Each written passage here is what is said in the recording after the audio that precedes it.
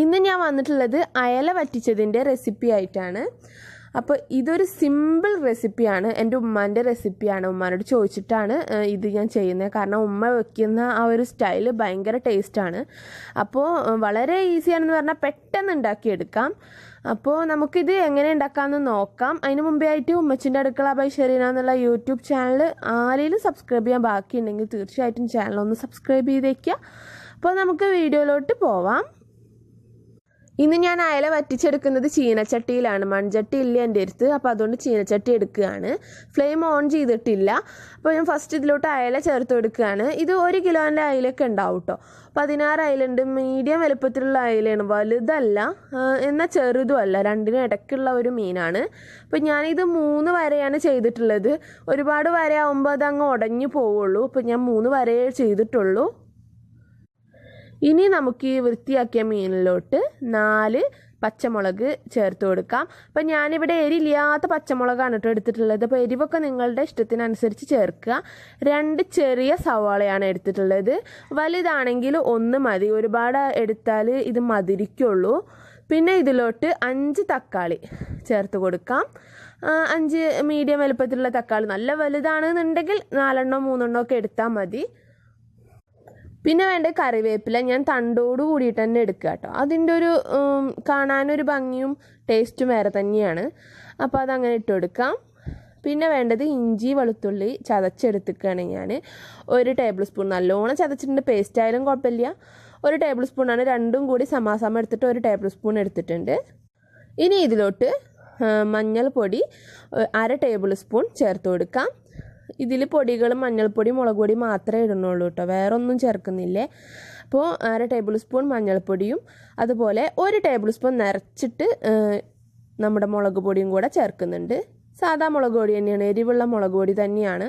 അപ്പോൾ ഞാൻ പ്രത്യേകം പറയാനുള്ള എരിവൊക്കെ നിങ്ങളുടെ പാകത്തിനനുസരിച്ച് ടേസ്റ്റിനനുസരിച്ചിട്ട് കുറയ്ക്കുകയോ കൂട്ടുകയോ എന്താ വെച്ചാൽ ചെയ്യാവുന്നതാണ്. അപ്പോൾ ഇനി ഇതിലോട്ട് ഉപ്പും കൂടെ ചേർക്കാണ്ട്, ഞാൻ ഓർമ്മയില്ലാണ്ട് അങ്ങ് ഇളക്കിയിട്ടാണ് എനിക്ക് ഓർമ്മ ഉപ്പ് ചേർക്കേണ്ട കാര്യം. അപ്പോൾ ഞാൻ ഉപ്പും കൂടി ഇട്ടെടുക്കുകയാണ്. അപ്പോൾ നിങ്ങളുടെ ടേസ്റ്റിനനുസരിച്ചിട്ടുള്ള ഉപ്പ് നിങ്ങൾ ചേർത്ത് കൊടുക്കുക. ഇനി ഇത് പതുക്കെ അങ്ങ് ഇളക്കി കൊടുക്കുക.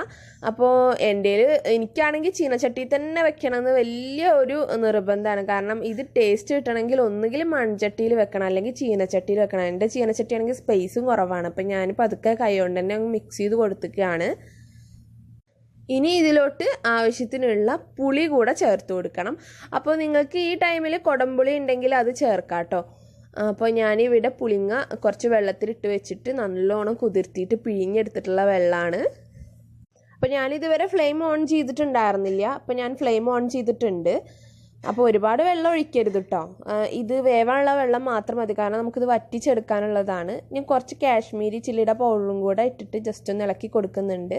അപ്പോൾ ചട്ടി ചൂടാൻ വേണ്ടി തുടങ്ങിയിട്ടുണ്ട്. ഇത് നന്നായിട്ട് തിളച്ച് തുടങ്ങിയിട്ടുണ്ട്. ഞാൻ ഗ്യാസ് അടുപ്പൊന്ന് മാറ്റി അപ്പുറത്തോട്ട് മാറ്റി. നേരത്തെ ആ അടുപ്പത്ത് ചോറായിരുന്നു. അപ്പം ഞാനിപ്പോൾ ഈ അടുപ്പിലോട്ട് മാറ്റുകയാണ് ചെയ്തത്. ഇനി എന്താ ചെയ്യേണ്ടത് വെച്ചാൽ നന്നായിട്ടൊന്ന് വെട്ടിത്തിളച്ച് ഒരു 5 മിനിറ്റ് നല്ല പോലെ ഒന്ന് വെട്ടിത്തിളച്ച ശേഷം ഇതിൻ്റെ മുകളിലുള്ള മീനുണ്ടല്ലോ, മുകളിലുള്ളത് മാത്രം മതി കേട്ടോ. ഒന്നാകെ ഇളക്കി കൊടുക്കരുത്. ഒന്നാകെ ഇളക്കി കൊടുത്തു കഴിഞ്ഞാൽ ഇതിപ്പോൾ നിങ്ങൾ എത്ര വലിയ ചട്ടിയാണെങ്കിലും അത് ഉടഞ്ഞു പോകും. പെട്ടെന്ന് വേവുന്ന സംഭവമാണല്ലോ മീൻ. അപ്പോൾ ജസ്റ്റ് അതിൻ്റെ മുകളിലുള്ള മീനുകൾ മാത്രം ജസ്റ്റ് ഒന്നിങ്ങ് മറിച്ചിട്ട് കൊടുക്കുക. 5 മിനിറ്റ് നല്ലോണം വെട്ടിത്തിളച്ച ശേഷം മാത്രം ജസ്റ്റ് ഒന്നിങ്ങോട്ട് മറിച്ചിട്ട് കൊടുക്കുക.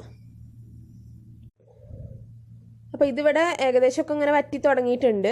ഇതിൻ്റെ ആ ചാറൊന്ന് എടുത്തിട്ട് അതിൻ്റെ മുകളിലൂടെ ഒന്ന് ഒഴിച്ചു കൊടുക്കാം കേട്ടോ. അപ്പോൾ നമ്മുടെ മുകളിലും കൂടെ അതിൻ്റെ ആ ഒരു ടേസ്റ്റ് കിട്ടും. അപ്പോൾ ഇടയ്ക്കൊന്ന് അങ്ങനെ ഒഴിച്ചു കൊടുത്താൽ നന്നായിരിക്കും. ഇനി ഇല്ലയെന്ന് വെച്ചിട്ടും കുഴപ്പമൊന്നുമില്ല. അപ്പോൾ ഇവിടെ നല്ലോണം വറ്റി വന്നിട്ടുണ്ട്. വറ്റിയോന്ന് അറിയാൻ വേണ്ടിയിട്ട് ഞാനൊരു കയ്യിൽ വെച്ചിട്ട് ജസ്റ്റ് ഒന്നിങ്ങനെ പൊക്കി കൊടുക്കുകയാണ് ചെയ്തത്. സൈഡിലൂടെ നമ്മളിങ്ങനെ ഒരു ചട്ടകം വെച്ചൊന്ന് പൊക്കി കൊടുത്താൽ മനസ്സിലാക്കാം വെള്ളം വറ്റിയിട്ടുണ്ടോ. പിന്നെ അതിൻ്റെ സ്മെല്ലും ഒക്കെ വരുമ്പോൾ തന്നെ നമുക്ക് മനസ്സിലാക്കാം, സൗണ്ടൊക്കെ അറിയുമ്പോൾ തന്നെ. അപ്പോൾ ഞാൻ ഫ്ലെയിം ഓഫ് ചെയ്തു. എന്നിട്ടാണ് കറിവേപ്പില ഇട്ട് കൊടുത്തിട്ടുള്ളത്. ഇനി ഇതിലോട്ട് എണ്ണ ഒഴിച്ചു കൊടുക്കണം. നല്ല പച്ച വെളിച്ചെണ്ണ തന്നെ ഒഴിച്ചു കൊടുക്കണം. അതായത് വീട്ടിലൊക്കെ പറയും പച്ച വെളിച്ചെണ്ണ ഒഴിക്കുക എന്ന് പറയും. അപ്പോൾ പച്ച വെളിച്ചെണ്ണയും കറിവേപ്പിലയാണ് ലാസ്റ്റത്തെ ഇൻഗ്രീഡിയൻറ്റ്. ഇത് രണ്ടും ഫ്ലെയിം ഓഫ് ചെയ്തിട്ട് തന്നെ ചേർക്കണം കേട്ടോ. അപ്പം നമ്മുടെ അടിപൊളിയായിട്ടുള്ള അയല വറ്റിച്ചത് ഇവിടെ റെഡി ആയിട്ടുണ്ട്. കുറച്ച് കഞ്ഞിയും കുറച്ച് മാങ്ങ ഉപ്പിലിട്ടതും അതുപോലെ തന്നെ നമ്മുടെ ഈ മീനും കൂടെ ഉണ്ടെങ്കിൽ ഉഷാറാണ്. അപ്പോൾ മോനിക്ക് ഞാൻ ഇത് കൊടുക്കുമ്പോഴത്തെ വ്യൂ എടുത്തതാണ്. അപ്പോൾ നിങ്ങൾക്ക് എല്ലാവർക്കും വീഡിയോ ഇഷ്ടമായി കാണുമെന്ന് വിശ്വസിക്കണു. എന്തൊരു എളുപ്പമല്ലേ, നമുക്ക് ഇളക്കേണ്ട ആവശ്യം കൂടല്ല. ഇത് ചുമ്മാ പറയല്ല കേട്ടോ, ടേസ്റ്റ് അപാരമാണ്, അടിപൊളി ടേസ്റ്റാണ്. നിങ്ങൾ ഉണ്ടാക്കി നോക്കുമ്പോൾ നിങ്ങൾക്ക് മനസ്സിലാവും, ഉറപ്പായിട്ട് നിങ്ങൾക്ക് ഇഷ്ടമാവും എന്നുള്ള കാര്യത്തിൽ യാതൊരു സംശയവുമില്ല. അപ്പോൾ നിങ്ങൾ ഉണ്ടാക്കി നോക്കിയിട്ട് ഫീഡ്ബാക്ക്സ് അറിയിക്കാൻ മറക്കരുത്. വീഡിയോ ഇഷ്ടമായാൽ മറ്റുള്ളവർക്ക് ഷെയർ ചെയ്യുക, ലൈക്ക് ചെയ്യുക, എൻ്റെ ചാനലൊന്ന് സബ്സ്ക്രൈബ് ചെയ്തേക്കുക. നമുക്ക് വീണ്ടും കാണാം അടുത്തൊരു റെസിപ്പി ആയിട്ട്. താങ്ക്